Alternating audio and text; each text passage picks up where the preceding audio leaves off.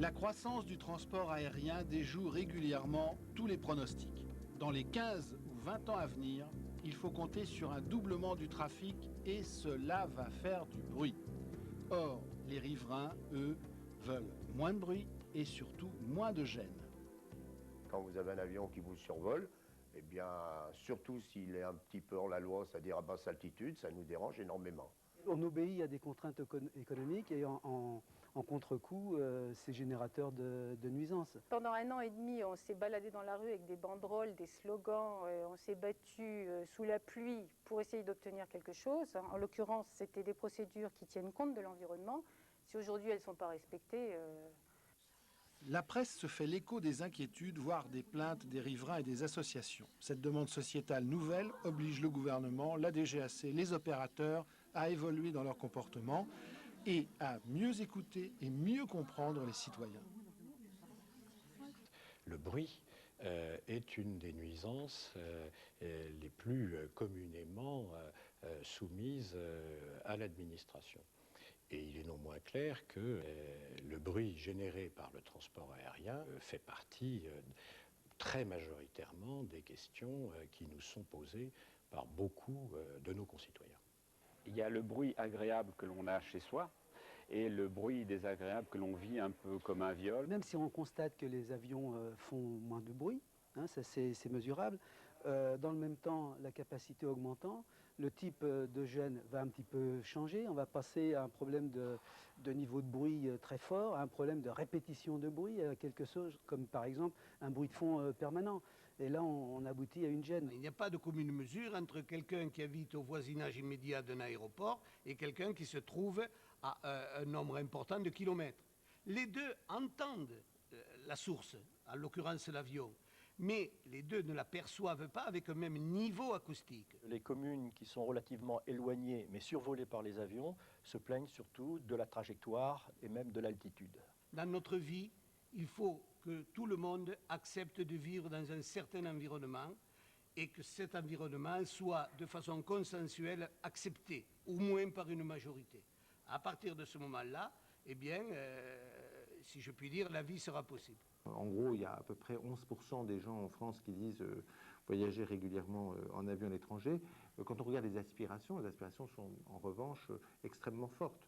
On est à peu près à 2 tiers des Français qui ont envie de prendre un avion pour franchir des frontières. Nous sommes des gens, des animaux extrêmement paradoxaux. On voudrait en même temps un accès extrêmement simple, extrêmement facile à l'avion, et puis on a envie que cet accès, ce soit un accès totalement silencieux. Aujourd'hui, notre problème est de concilier à la fois l'impératif de développement d'une activité économique importante et le droit des riverains donc à la tranquillité, à la qualité de la vie. Et je crois qu'à l'avenir, c'est bien cet équilibre qu'il faudra trouver. Il ne s'agit pas d'opposer l'un à l'autre, mais plutôt de les concilier l'un et l'autre. La prise de conscience des personnels de l'aviation civile sur l'importance des questions environnementales peut très simplement se mesurer à partir de l'ensemble depuis 5 ou 6 ans. Alors ça va, et c'est pas chronologique, depuis la CNUSA, la loi démocratie de proximité, la réinitialisation des commissions consultatives de l'environnement, des groupes de travail associés, la mise en place des arrêtés de restriction d'usage, les codes de bonne conduite ou engagement pour l'environnement, donc toute une série de mesures dont la liste est assez longue pour une période aussi courte. Pour garantir auprès des populations survolées le respect des procédures, des volumes de protection environnementale, les VPE, ont été définis en 2002 pour Paris-Orly et Roissy-Charles de Gaulle. Les VPE sont un volume dans lequel les avions doivent circuler au décollage comme à l'atterrissage. Ceci permet notamment de s'assurer que les avions sont bien effectivement concentrés sur les trajectoires sur lesquelles ils ont été placés et sous lesquelles, bien souvent, des précautions ont été prises en matière d'urbanisme. Et c'est bien là qu'on est au-dessus des zones restreintes en termes de construction ou d'habitation. Et les VPE ont un rôle complètement essentiel dans ces domaines-là. Les vols peuvent ainsi être contrôlés. Bien sûr, si la sécurité l'exige, un avion peut ne pas respecter cette procédure. Mais si ce n'est pas le cas, il peut être sanctionné. Bon, il y a des gens qui sont excédés par le bruit. Si nous on achète une maison, c'est pour profiter de la campagne. 350 mouvements par jour, oui, en moyenne, sur l'année. Et puis la nuit, le bruit qui est un peu plus violent que la journée encore.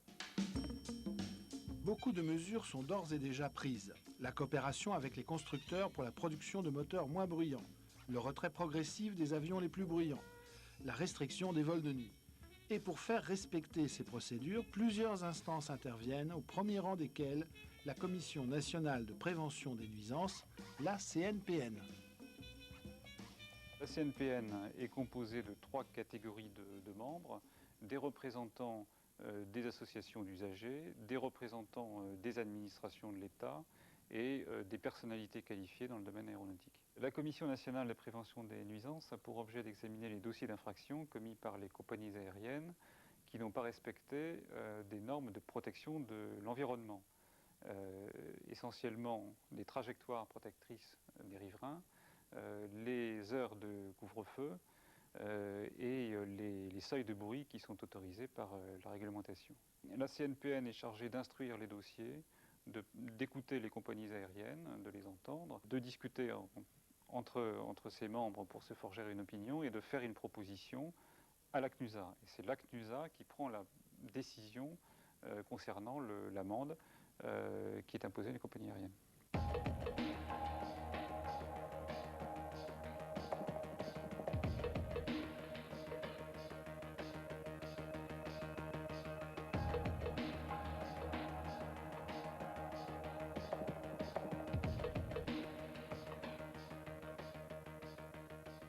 Les sanctions affligées par la CNUSA sont au niveau des compagnies aériennes ou au niveau des propriétaires d'avions. Il n'est pas prévu dans les textes que les sanctions soient directement imputables aux pilotes. Notre but à nous, c'est qu'il n'y ait plus de sanctions. Il est évident que nous ne souhaitons pas qu'il y ait des fautes, entre guillemets, qui existent. Le jour où il n'y a plus de sanctions, ça veut dire que tout marche bien. La CNUSA, l'autorité de contrôle des nuisances sonores aéroportuaires, est composée de 8 membres, tous nommés en Conseil des ministres, tous irrévocables, mais aussi non renouvelables. Les membres de la CNUSA ont un double rôle. Ils sont les juges de peine et nuisances sonores du transport aérien et ils ont aussi un rôle de recommandation.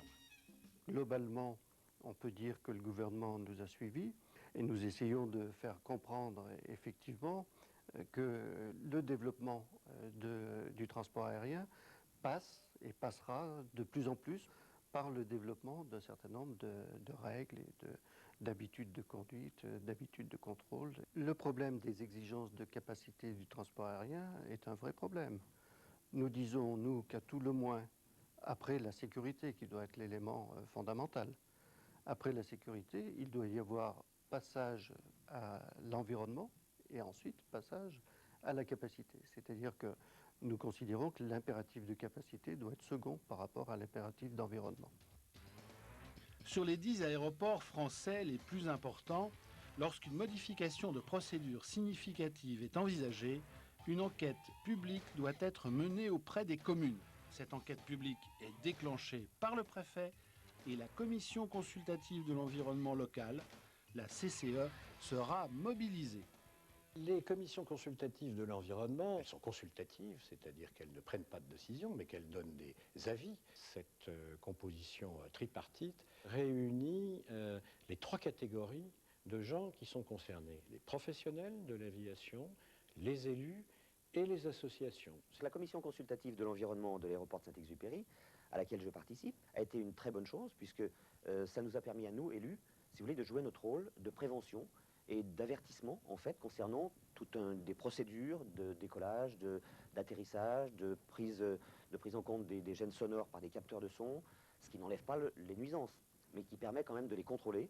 Et c'est là où nous avons, nous, pu jouer un rôle, je pense, efficace pour la population. En gros, les gens sont à la fois paradoxaux, mais ils ont du bon sens. Je crois que ce qui est aujourd'hui, là où on voit, par exemple, les conflits se nourrir, les tensions monter, c'est lorsqu'il n'y a pas de partage, lorsqu'il n'y a pas de coproduction d'un certain nombre de décisions. Aujourd'hui, les gens sont tout à fait d'accord, entendent des choses, sont tout à fait aptes à imaginer des choses dès lors qu'ils peuvent coproduire finalement avec des autorités les solutions. Il y a tout un ensemble de gens qui doivent travailler ensemble pour faire évoluer les choses. Et c'est pas l'affaire d'un, on voit que c'est vraiment une affaire collective. C'est vrai que depuis 5-6 ans, ça évolue quand même pas mal, puisqu'il y a un semblant d'ouverture et de transparence vis-à-vis de l'aéroport. Et c'est toute une synergie qui doit se mettre en route et qui doit fonctionner. L'intégration de l'environnement dans les pratiques et la culture aviation civile est une des conditions pour maintenir le degré de liberté dont le transport aérien a besoin pour se développer. Pour réussir cette intégration, de nouveaux dispositifs se mettent en place. Nouveaux systèmes de monitoring du bruit, nouveaux plans d'exposition au bruit, les PEB, et développement de l'information sur les trajectoires auprès des riverains. Toutes ces démarches mobilisent de nombreux acteurs, et notamment l'Europe et l'OACI. Mais dans tous les cas, il importe d'informer les riverains et de former ces acteurs en temps réel que sont les contrôleurs et les pilotes.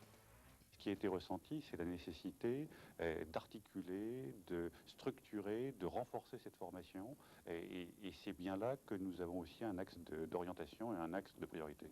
Par rapport au sujet de la protection de l'environnement, je pense qu'il est complètement essentiel que la prise de conscience que nous avons développée en commun se poursuive. Il faut que nous donnions à l'ensemble des populations riveraines l'image de professionnels qui sont complètement investis et préoccupés par les notions d'environnement, et que progressivement disparaissent de l'esprit des uns et des autres le fait que de mauvaises conditions d'environnement seraient liées à de mauvais comportements professionnels des pilotes ou des contrôleurs. Il faut que ceci soit complètement éradiqué de l'esprit de tous les riverains et qu'ils soient complètement persuadés que nous faisons le meilleur de nous-mêmes pour que les notions d'environnement soient totalement prises en compte.